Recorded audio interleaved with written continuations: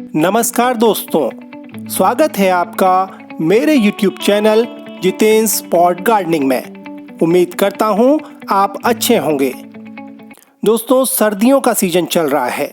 चारों तरफ खूबसूरत फूल खिले हुए हैं।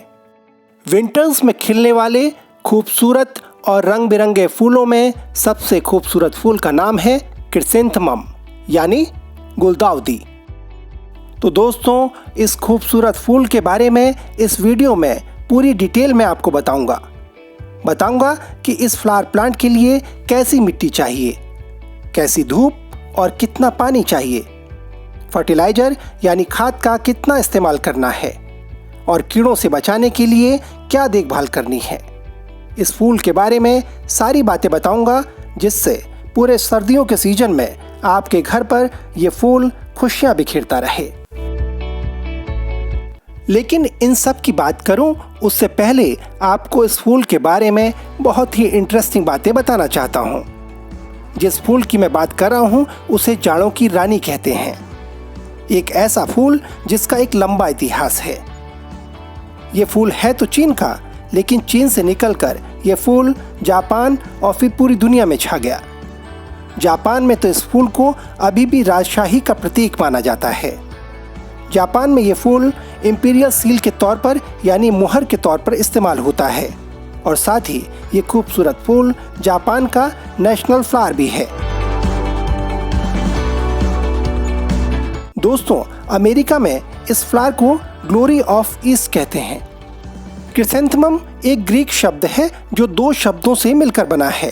क्रिस का मतलब होता है गोल्ड यानी सोना और एंथेमम का मतलब होता है फूल यानी फ्लावर यानी सोने का फूल।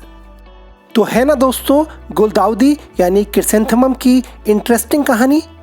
तो चलिए अब बात करते हैं क्रिसैंथेमम यानी गुलदाउदी को लगाने के लिए कैसी सॉइल चाहिए। दोस्तों, गुलदाउदी के लिए ऐसी मिट्टी चाहिए जो वेल ड्रेनेज हो। गुलदाउदी को सैंडी लोम सॉइल पसंद आती है। अगर आपके इलाके में सैंडी लोम सॉइल ना हो तो आप 40% नॉर्मल गार्डन सॉइल ले लें। इस पे 25% कोकोपीट मिला लीजिएगा, 25% मिलाइएगा कंपोस्ट यानी गोबर की खाद। इसमें एक और इम्पॉर्टेंट चीज़ मिलानी है, आप इसमें मिलाइए 10% रेत यानी बालू। अब इन चारों को अच्छी तरह मिक्स कर लीजिए। आपका सॉइल मिक्सचर हेल्दी रहे, उसमें कीड़ों का अटैक ना हो, इसके लिए आप क्या करिए, एक मुट्ठी इसमें डाल दीजिएगा नीम की खली का पाउडर। नीम की खली का पाउडर मिट्टी में पाए जाने वाले कई तरह के कीड़ों से प्लांट को बचाता है। दोस्तों, अगर आपके पास कोकोपीट ना हो तो आप नॉर्मल गार्डन सॉइल और खाद बराबर मात्रा में ले लीजिएगा और इसमें थोड़ी रेत मिला दीजिएगा। क्रिसैंथेमम का प्लांट लगाने के लिए गमले का सिलेक्शन दूसरी इंपॉर्टेंट बात है। दोस्तों, गुलदाउदी का पौधा ज़्यादा बड़ा नहीं होता है, इसलिए इसे लगाने के लिए 8 से 10 इंच का कंटेनर पर्याप्त रहेगा। बस इस बात का ख्याल रखिएगा कि जो भी कंटेनर आप ले रहे हैं उसमें पानी की निकासी के लिए ड्रेनेज होज अच्छे हों। अच्छे ड्रेनेज होज नहीं होने की वजह से गमले में पानी रुका रहता है, जिससे आपके प्लांट के रूट्स सड़ सकते हैं और पौधा खराब हो सकता है। अगर गमले में ज़्यादा देर तक पानी रुका रहे तो इससे कई तरह के फंगल इन्फेक्शन होने का खतरा भी बढ़ जाता है। तो ध्यान ये रखना है कि जो भी गमला आप ले रहे हैं उसमें पानी की निकासी अच्छी तरह हो जाए। तीसरी इंपॉर्टेंट चीज़ है वाटरिंग। गुलदाउदी के प्लांट में वाटरिंग किस तरह होनी चाहिए, ये बहुत अहम बात है। गुलदाउदी के प्लांट में बहुत ज़्यादा पानी न डालें। ऐसा ना हो कि गमले के अंदर की मिट्टी हमेशा गीली रहे। पानी तभी डालें जब गमले की मिट्टी की टॉप सॉइल ड्राई हो जाए। इस बात का भी ध्यान रखिएगा कि गमले की मिट्टी बिल्कुल ड्राई भी ना होने पाए। इससे गमले के अंदर प्लांट की रूट्स सूख जाएंगी और प्लांट खराब हो जाएगा। अक्सर लोग एक बात पूछते हैं, उनका सवाल रहता है कि गुलदाउदी यानी क्रिसैंथेमम के प्लांट में कितना फर्टिलाइजर डालें और कब डालें। तो दोस्तों, शुरू में गुलदाउदी के प्लांट में कंपोस्ट डालने की ज़रूरत नहीं होती, क्योंकि जब आप प्लांट लगाते हैं तो उसकी मिट्टी तैयार करते वक्त उसमें कंपोस्ट मिला देते हैं। लेकिन जब प्लांट में कलियां निकलने लगे, फूल खिलने लगे, तो उसमें फर्टिलाइजर डालने की ज़रूरत पड़ती है, जिससे प्लांट को पोषक तत्व मिलते रहें। तो दोस्तों, जब कलियां निकलने का टाइम आ जाए तो आप एक गमले में 1-2 मुट्ठी वर्मी कंपोस्ट या गोबर की खाद डाल दीजिएगा। आप बीच में एक बार 1-2 चम्मच बोन मील का भी इस्तेमाल कर सकते हैं। जिस समय ब्लूमिंग टाइम आए उस समय भी आप अपने गुलदाउदी के प्लांट में कंपोस्ट डाल दीजिएगा। दोस्तों, खूबसूरत क्रिसैंथेमम फ्लावर पर कीड़ों का अटैक भी बहुत होता है।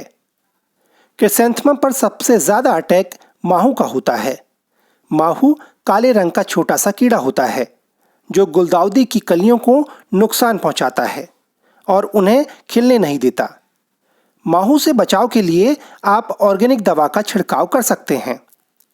मार्केट में कहीं भी आपको नीम ऑयल मिल जाएगा। तो आप 10 से 15 दिनों के अंतराल में एक बार गुलदाउदी के पौधे पर नीम ऑयल का स्प्रे कर दें। आप 1 से 2 चम्मच नीम ऑयल 1 लीटर पानी में मिला लीजिएगा, उसे अच्छी तरह से मिक्स कर लीजिएगा और फिर स्प्रे कर दीजिए। अगर आपको नीम ऑयल नहीं मिल पा रहा है तो परेशान न हो, इसका भी सॉल्यूशन है। अगर आपके आसपास नीम का कोई पेड़ है तो आप नीम की पत्तियां ले आएं। इन पत्तियों को पीस लें और फिर उसको पानी में मिलाकर एक घोल तैयार कर लें। इस घोल को छानकर उसका स्प्रे गुलदाउदी के पौधों पर कर सकते हैं। दोस्तों, गुलदाउदी की एक और कॉमन प्रॉब्लम है, उसका नाम है मिल्ड्यू। मिल्ड्यू एक सफ़ेद रंग का पाउडर जैसा फंगस होता है जो गुलदाउदी की पत्तियों पर अटैक करता है। ध्यान रखिएगा, गमले की मिट्टी बहुत ज़्यादा गीली न होनी पाए और उसमें बहुत ज़्यादा नमी न रहे, क्योंकि मिल्ड्यू बहुत ज़्यादा नमी और ह्यूमिड कंडीशन में पैदा होता है। इसलिए ध्यान रखिएगा कि आपके प्लांट की मिट्टी बहुत ज़्यादा गीली ना हो, उसमें बहुत ज़्यादा नमी ना हो। अपने प्लांट को ऐसी जगह पर रखिएगा जहां 6 से 7 घंटे प्रॉपर सनलाइट आती हो, जिससे ह्यूमिडिटी कम से कम रहे। दोस्तों, वैसे तो इस समय गुलदाउदी का ब्लूमिंग सीजन चल रहा है, इसलिए इस प्रोसेस की ज़रूरत नहीं है, लेकिन अगली बार जब भी आप गुलदाउदी का प्लांट लगाएं तो इस प्रोसेस का ज़रूर ध्यान रखिएगा। इससे आपकी गुलदाउदी का पौधा घना होगा, उसमें कई ब्रांचेस आएंगी और ढेर सारे फूल खिलेंगे। दोस्तों, इस इम्पॉर्टेंट प्रोसेस का नाम है पिंचिंग। तो करना क्या है, जब गुलदाउदी का पौधा 6 से 8 इंच का हो जाए तो उसकी सबसे ऊपर के जो पत्ते हैं उन्हें पिंच कर देना है, यानी तोड़ देना है। कुछ दिनों बाद यहाँ से 2 नई ब्रांच आने लगेंगी। आप चाहें तो कुछ दिनों बाद ये जो नई ब्रांचेस आई हैं इनके ऊपर के पत्ते भी पिंच कर सकते हैं। इससे गुलदाउदी के पौधे में ब्रांच मल्टीप्लाई हो जाएंगी और जब ब्लूमिंग सीजन होगा तो हर ब्रांच में फूल खिलेंगे। आखिर में एक स्पेशल टिप्स के बारे में बता देता हूँ। दोस्तों, जब गुलदाउदी के फूलों का सीजन खत्म हो जाए तो पौधे को फेंकना नहीं है, इसको संभाल के किसी छायादार जगह पर रख दें, क्योंकि इस प्लांट से अगले सीजन में नीचे से नए कल्ले निकलेंगे, जिससे कई ढेर सारे प्लांट बन जाएंगे। तो करना क्या है, जब सारे फूल सूख जाएं तो पौधे को ट्रिम कर दीजिएगा। नीचे से 2-3 इंच छोड़ करके सारे स्टेम कट कर लीजिएगा। बीच बीच में इन गमलों में पानी डालते रहिए, जिससे मिट्टी टाइट ना होने पाए और जड़ें सूखे नहीं। अगर आप इस स्पेशल टिप्स का ख्याल रखेंगे तो अगले सीजन में आपको गुलदाउदी के नए प्लांट लेने की ज़रूरत नहीं पड़ेगी और इसी पॉट में बहुत ढेर सारे गुलदाउदी खिलेंगे। तो दोस्तों, ये थे 7 मोस्ट इम्पॉर्टेंट टिप्स जो गुलदाउदी प्लांट के लिए बहुत ज़रूरी हैं। आप इन टिप्स का इस्तेमाल करके अपनी बालकनी, अपने टेरेस गार्डन में खूब ढेर सारे गुलदाउदी के फूल महका सकते हैं। दोस्तों, इस वीडियो में फ़िलहाल इतना ही। उम्मीद करता हूँ आपको ये वीडियो पसंद आया होगा। अगर आपको ये वीडियो अच्छा लगा है तो आप इसे लाइक कीजिएगा, अपना फीडबैक बताइएगा, ये भी बताइएगा कि आप और किन प्लांट्स के बारे में जानना चाहते हैं। अगर अभी तक आपने मेरे YouTube चैनल को सब्सक्राइब नहीं किया है तो इसे झटपट सब्सक्राइब कर लें। बेल आइकन दबाइएगा, जिससे जब भी मैं नया वीडियो डालूं आपको नोटिफिकेशन मिल जाए। तो दोस्तों, इस वीडियो में फ़िलहाल इतना ही। जल्द ही फिर मुलाकात होगी किसी नए वीडियो और किसी नए प्लांट की ढेर सारी जानकारी के साथ। तब तक के लिए गुड बाय। Take care.